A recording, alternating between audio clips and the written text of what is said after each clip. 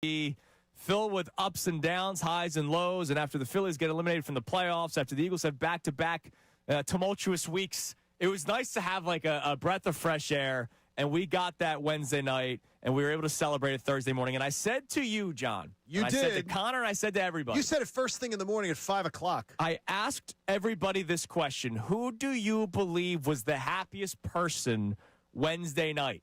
What was your answer? It was the head coach of the Philadelphia 76ers, Nick Nurse.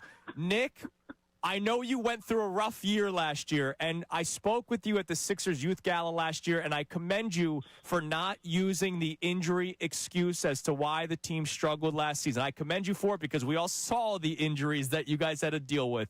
How happy are you after night one, seeing some of the guys healthy, and, of course, seeing your rookie, VJ Edgecombe?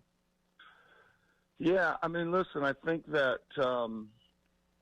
we had a summer of really hard work, man, and I just thought that you kind of want or deserve or think you should maybe get some success from that, right? That's why you do put in all that work. So that's probably what I'm the most happiest about is I'm just like the guys, the staff. I mean, they really, really worked hard, and I thought they do deserve some success, and it was nice to pull that one out the other night.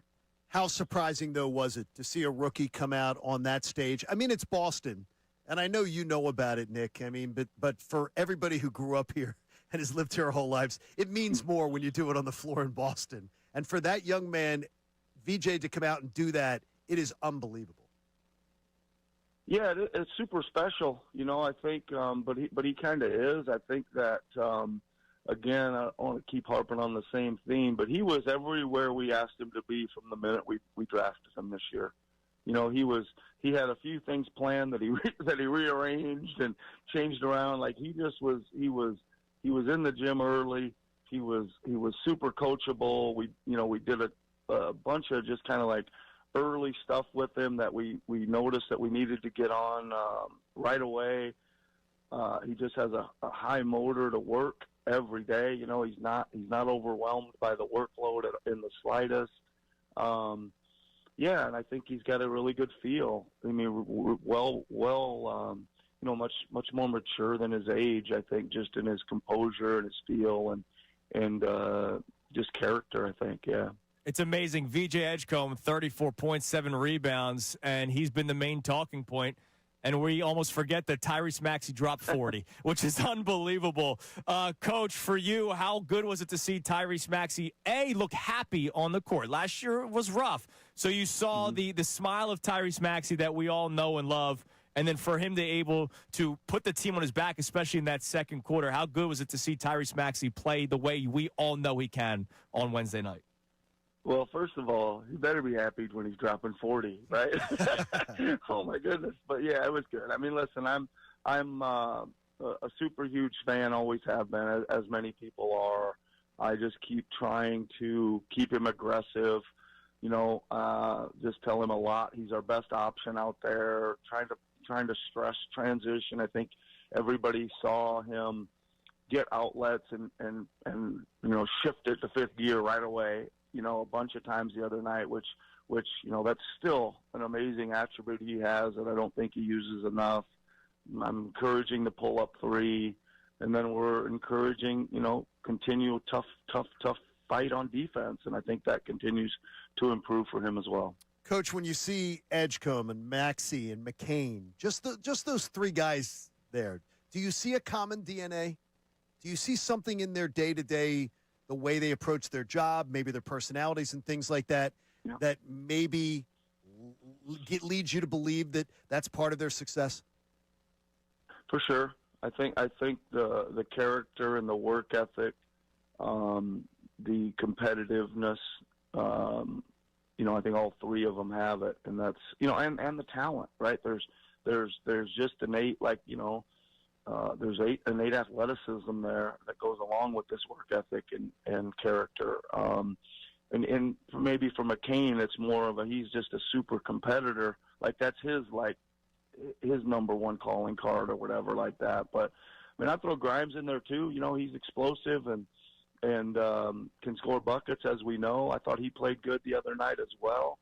took what was there when it was there, made some buckets when we needed them. So I like the four of them there for sure once we get Jared back. We got our first look at Joel Embiid returning from the injury, played 20 minutes. What is the plan for Joel Embiid in your eyes moving forward just to try to get him back to being that player that can play 30-plus, 35-plus minutes a night?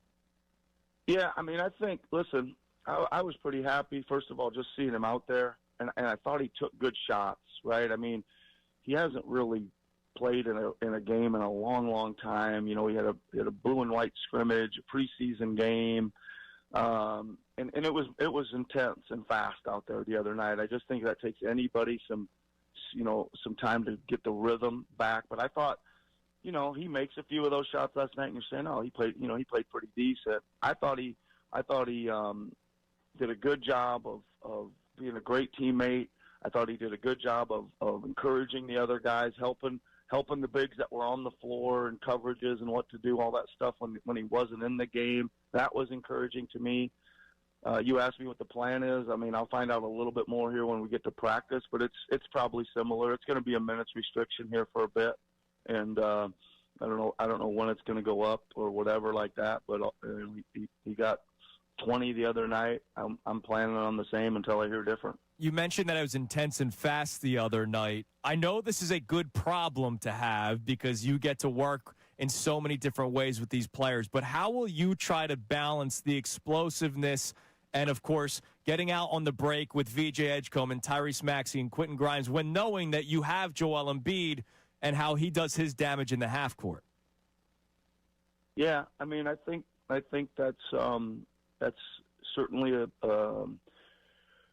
priority is how do we take care of that? And I think right now the answer is those guys got to look to go, right? Like we need some throw ahead, we need some attacks in transition.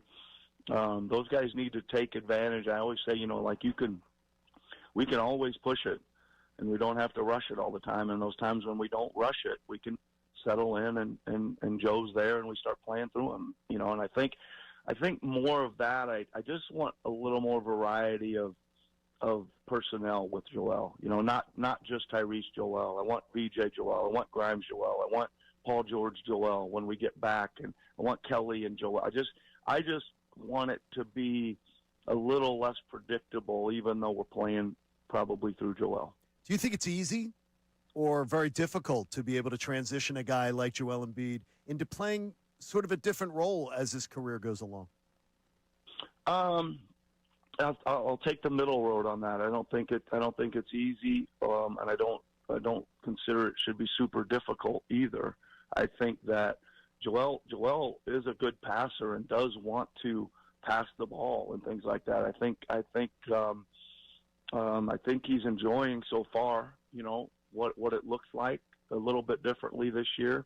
And let's just see how it goes. It's a work in progress for sure.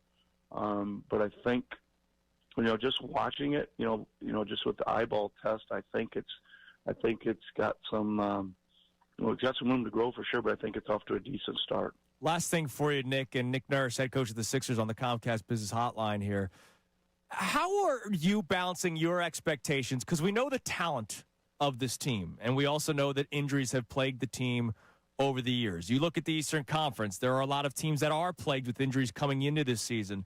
How do you balance your own personal expectations, but also trying to grow a team that has a lot of new faces?